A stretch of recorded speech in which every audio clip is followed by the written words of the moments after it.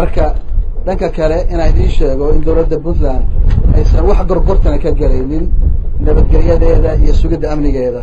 ama ha ahaado cadow dibadeed uu ka hadlayay madaxweyne Axmed Madoobe ama ha ahaado mid gudaha ka dhashay ama jirinimo ama dad laga yaabo inay u tafaxaytaan inay nabadgelyada Puntland gudaha ay waxyeeleeyaan marka inaanu ka waantowno jirinimadaas iyo in dib iyo shiddo laga abuuro waddanka gudihiisa annana aanaan aqbali doonin ayaan rabaa inaan dadka u caddeeyo waxaan rabaa sidoo kale inaan laba kalmood ka idhaahdo arrimaha Soomaaliya maadaama ay halkan nala joogaan wufuud Soomaaliya oo kaga timid oo uu Prime Ministerku hogaaminayo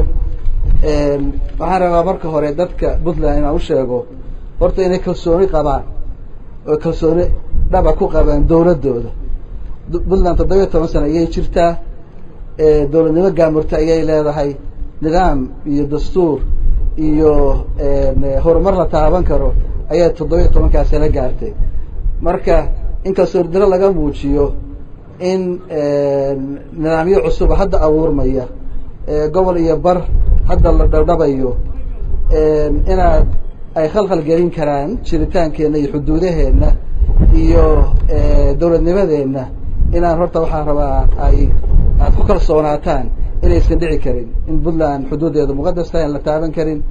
in nabadgelyadeeda iyo horumarkeeda cid hadda maanta khatar ku aan uga baqaynaana aysan jirin ayna aad isaga filan tahay inay adkaysato dowladnimadeeda iyo xuduudaheeda intaba midda kale annagu mar walba waxaan u taaganahay Soomaalinimo Puntland cidna magan uguma aha Soomaalinimada Soomaalinimo yani Soomaaliya gobonnimadeedii iyo xornimadeedii iyo calankeedii intaba waxa laga aasaasay Puntland dadka halkan jooga ayaana budiga u ahaa ayada marka cidna uga bixi mayno cidna magan uguma ahayno Soomaali waa annaga naga bilaabataa annaga inaan ugu dhamaataa saas daraadeed in aan marba ku dadaalo in Soomaalinimadeena aan wax kastoo dhacaba ama wax kastoo Puntland ay tirsanaysaba in mar walba Soomaalinimada la adkeeyo laguna dadaalo laakiin waxaan rabnaa Soomaalinimadaasi inay ku dhisan tahay is-ixtiraam wada shaqayn wada jir iyo inaan ama helno Soomaali wanaagsan oo meel wada socota isjecel is-ixtiraamta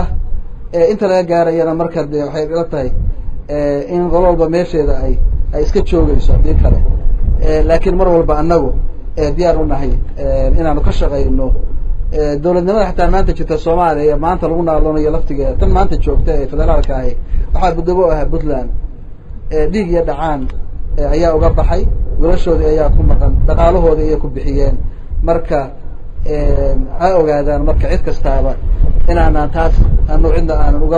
aan marti uga ahayn magana uga ahayn dhanka kale dowladnimadu sideedaba good governance-ku waxay ka bilaabataa waa dastuur dadku ay dhaqdaan xeer ay wada samaysteen dastuurkaas marka isaga ayaa dadka kala celiya isaga ayaa markii dood iyo muran timaado